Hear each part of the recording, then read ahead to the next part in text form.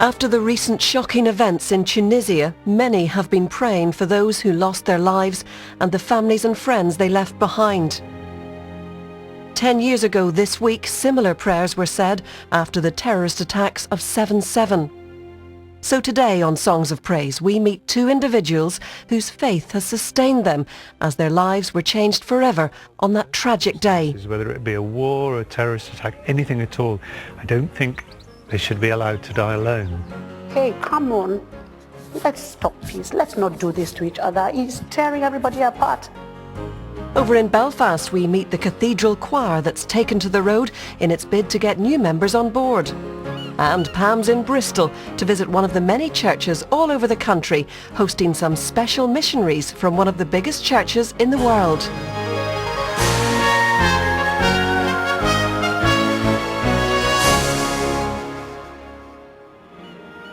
And amongst the inspiring hymns and songs today, there's a performance from the BBC Philharmonic Orchestra. We'll also be launching the next School Choir of the Year competition. But first, from Liverpool, a beautiful hymn of hope.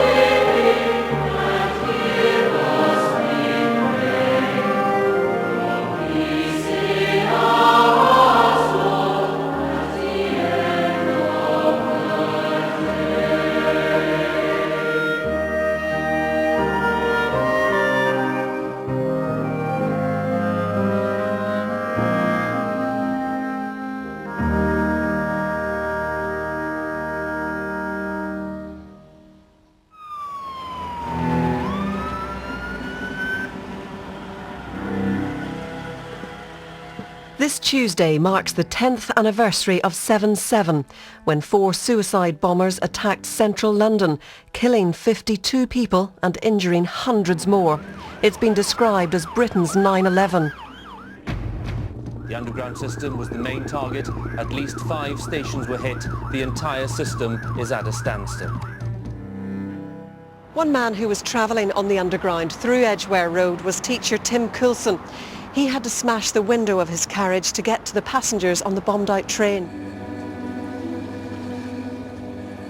His bravery led to Tim being awarded an MBE. But a decade on from the tragedy, the memories of that day remain vivid. If I can take you back to 7/7 in 2005, Tim, that awful day, what was it made you decide to stay and help? Two things really. One was that my self-belief as I became aware of it was that I could actually offer some help, and also a growing perception that perhaps God had a purpose for me that day, and that was that purpose.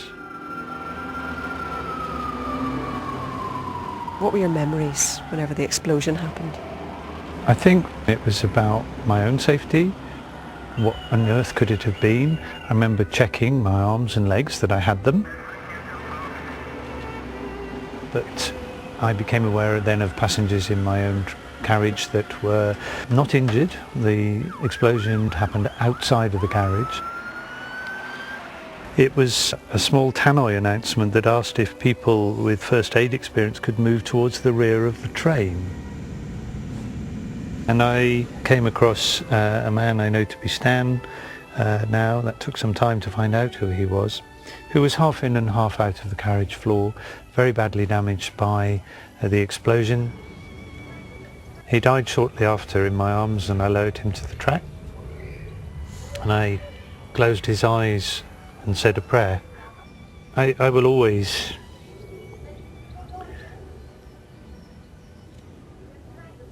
have the most enormous respect for being allowed to be there at the moment he died. Because I've always believed for a very, very long time in my life that no one should die alone, no matter who they are, what their circumstances, whether it be a war or a terrorist attack, anything at all. I don't think they should be allowed to die alone, if it's at all possible. Tim also came to the aid of a severely injured woman called Alison. I faced her away from that hostility and the carnage, because whatever she'd been through, she didn't need to see that.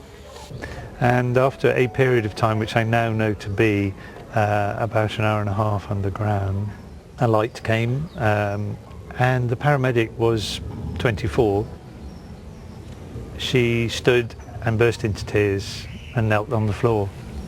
And I said, well, you've got a bag with things in, we've got nothing. And that was enough to switch off those tears. Almost immediately, she jolted herself back into the role she could perform. So very soon after that, we were able to build the scoop stretcher between us and carry her out of there. Are you still in touch? Yes, we are. And how special is that relationship? Immensely special. Difficult to choose a level to explain that. Following that absolutely tragic, horrendous day, was your faith rocked at any point? Mine wasn't that day. It was a challenge to take it on, but I'm absolutely convinced of God's purpose for me that day.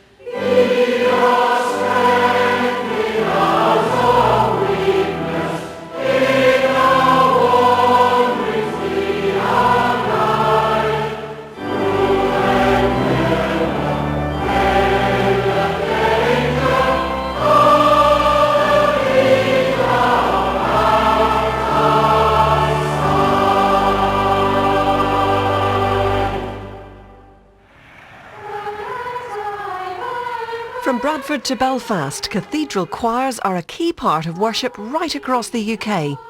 So when the number of choristers dwindled at St Anne's Cathedral, their music department was faced with a serious challenge.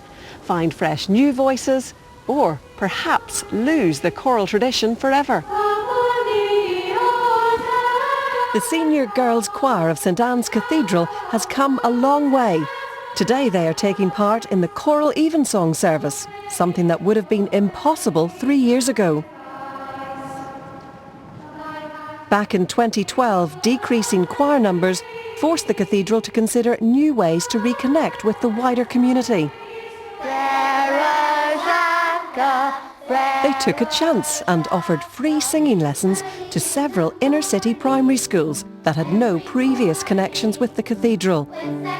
By working closely with the schools, they hoped to find the new members they so desperately needed. Big breath, boys! 2 new buses were bought and the cathedral music tutors find themselves doubling up as minibus drivers. I would say driving the bus is the most stressful part of my job. I don't think I'm a natural minibus driver, although I've adapted quite well. Hello, P3!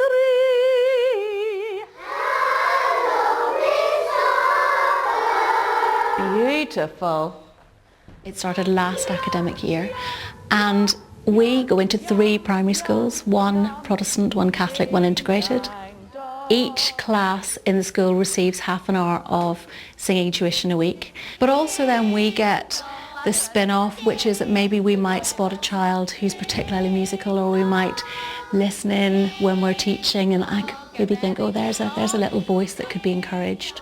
So it's about building children's aspirations and it's about us giving back into the community. Morning, boys.